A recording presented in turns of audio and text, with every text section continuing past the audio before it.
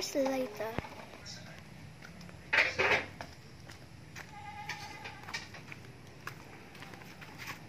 Tagal naman ni Tanya. Ay, Mika! Ay, Tanya, nandiyan ka na pala. Upo ka dito. Sige.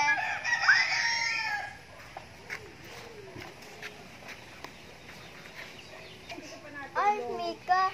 Papauwi na pala kami papuntang Manila. Kami ni Mama. 3 years lang naman kami doon. Ah, ganun ba? Ako naman kami ni Mama. Ay, nandiyan na pala si Mami. Bye! Lagi naman ako iiwan.